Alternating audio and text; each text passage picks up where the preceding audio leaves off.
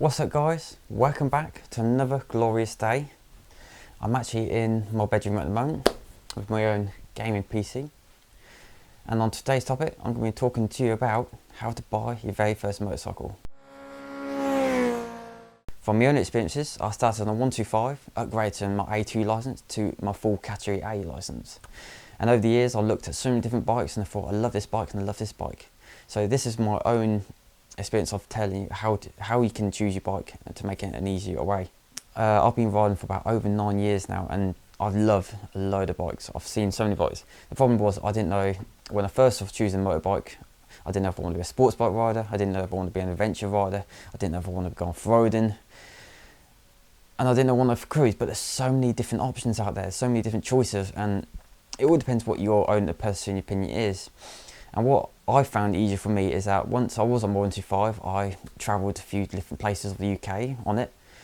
I looked at so many different dealerships, I sat on those bikes. So what I'm recommending is that if you're choosing your first motorbike, have a sit on so many different motorbikes, have a feel for different motorbikes. You're not allowed to test ride them because if you've got a full A2 licence, you're not really, unless you've got over 1 year experience, then you can go test ride. But you want a bike that's now, you want to think, what can I ride now? So what I actually found easier for myself, I sat on loads of different bikes. I sat on a sports bike. I tried to imagine myself on that bike. I thought, where am I going to go on this bike? Am I going to commute on this bike? Am I going to go touring on this bike? Am I just going to go Sunday ride for this bike?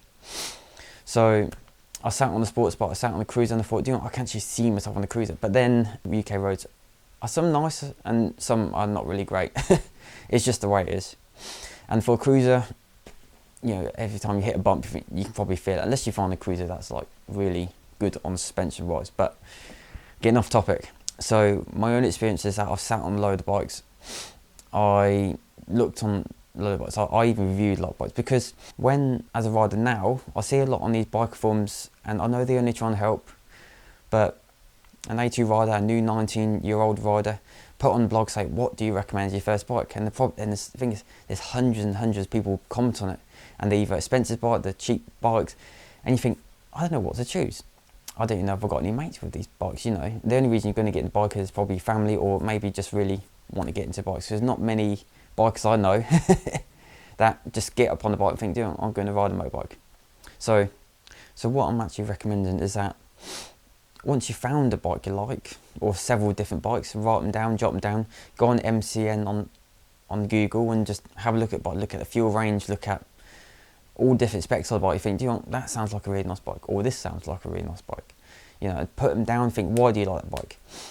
So, you don't have to jot down, you can, or just go to the dealership and sit on that bike. You think, this is actually really too hard for me, because when I chose the GSF 650 Bandit, I was actually just looking at different bikes, and I thought, what bikes are in the area? And then I fell in love with that bike. I thought, that looks like a really nice bike. So I sat on the bike, and it was a nice upright position. I'm not like recommending this GSF 650 Bandit, because it was a little bit of a heavy bike, because it's just complete bulletproof. It's a hard steel aluminium frame, and it does make it quite heavy. But the fuel range was pretty good. I managed to get 230 out of the fuel range if I wasn't like ragging it. But it was a really good bike. I toured around the UK on it, I toured all over Europe on it, and it was absolutely fantastic. That was the ideal bike for me. But I did look at a GSF 650, I looked at Cruiser, I looked at a Bonneville, but they were still quite high priced motorbikes at the time. So I thought, what sort of bike do I really want to choose? I ended up finding the GSF 650 Bandit, but it was a really good bike at the time. And then I upgraded onto a category A licence, and the same again. I thought, what sort of bike do I really want to choose? I think, because I didn't originally want to go touring, I was just literally go back and forward to work until I found the bike, and then the option came up, I fancy going touring, because it is a cheaper option. With choosing a motorcycle, it can help if you have a budget in mind, because at the current circumstances, I was actually living at my mum's house, and I was looking for a bike that wasn't potentially going to get nicked. If a person really wants it, they're going to steal it. But I was looking for something that's going to be ideal, so I can actually park it on the drive. Until I moved out of mum's house, then I started thinking about, I wouldn't mind a bit bigger bike, because I took my full category A licence, and I looked at some different bikes again. I thought there was Suzuki Hayabusa, there was this bike and that bike, the Yamaha R1, and I thought, the problem is, as a new rider, your insurance is going to be really high. So this is another part I recommend. If to wait a couple of years before your insurance come down, or take your full advanced motorcycle tests to bring your insurance down. Because when I chose my Tiger 1200, my insurance was £2,000. I thought, why the heck did I buy this bike?